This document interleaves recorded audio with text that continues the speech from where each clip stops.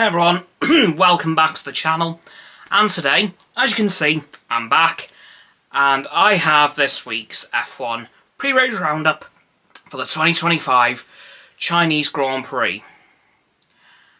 And this week is a very mixed bag. So, firstly, let's talk a bit about the Australian Grand Prix. Complete and utter chaos. Oh my god, that was insane. Like, the Australian weather couldn't decide whether it wanted to rain or not. It was on and off. It was nuts. Drivers didn't know which tyres to put on. People were crashing. It was chaos. It was complete and utter chaos. If the 2025 season is anything like that Grand Prix, we're in for one hell of a season. I've got to be honest. I don't think that... Hell, there could come a point where we can't figure out who is the world champion, because that many different people have scored so many points because of the rain.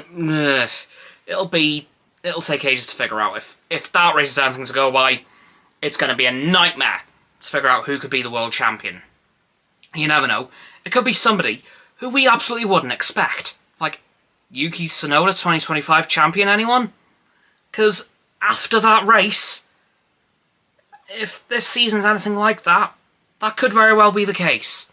Come Abu Dhabi. Or even before that. But yeah, Australian Grand Prix, absolute chaos.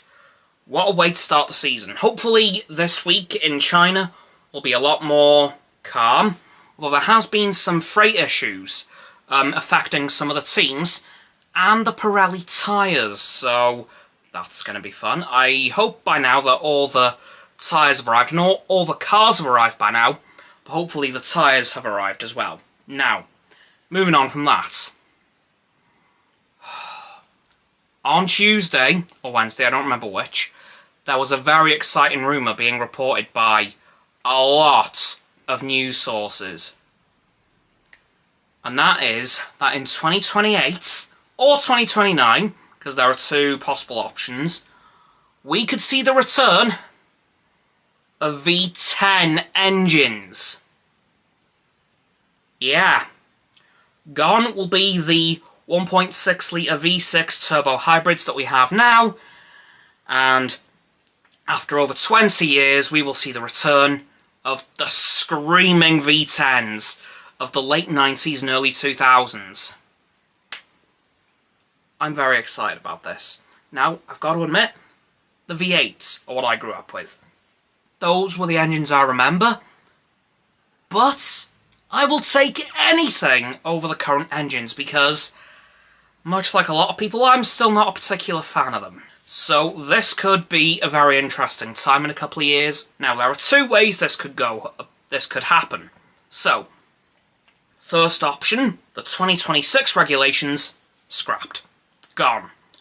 And instead, the current regulations will carry on until 2028, at which point the V10s will be brought in, with what I'm going to be assuming is a modified version of the current 2026 car, to account for the bigger engine, obviously. Now, the other option, and this is one that I wouldn't mind seeing, but, you know, I want them back as soon as possible, but I don't want the new regs to be sacrificed for them, and that is keep the 2026 regs for only 3 years rather than the planned 5, and then bring in the V10s in 2029.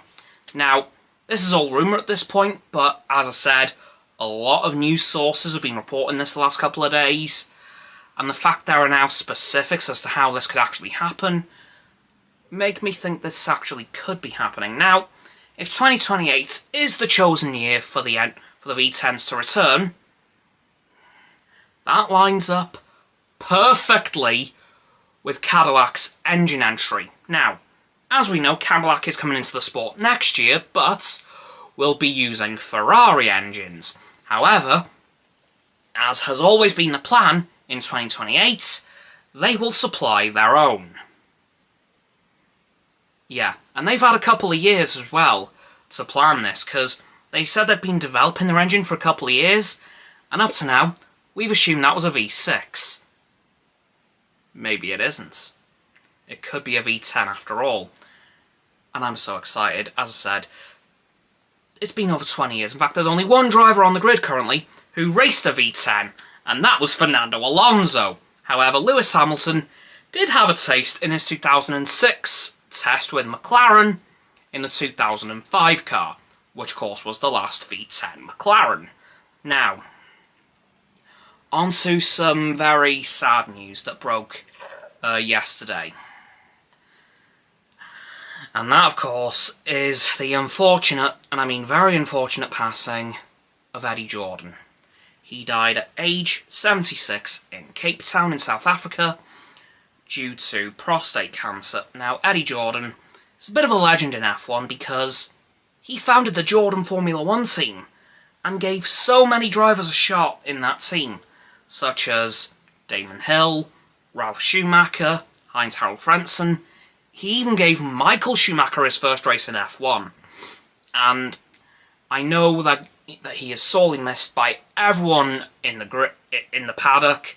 In fact, his team still lives on today as Aston Martin. Because yes, Jordan became Force India, which became Racing Point, which in 2021 became Aston Martin. And as I said, I know he's missed by everyone up and down the paddock. But yeah, that's going to have to do it for this very quick and mixed F1 pre-race roundup for the 2025 Chinese Grand Prix. So please, like the vid, sub to my Nan Roxanne's channel, so the link is down in the description. My sub button is down there, please click those. And then the bell icons to get both sets of our notifications, comment as well.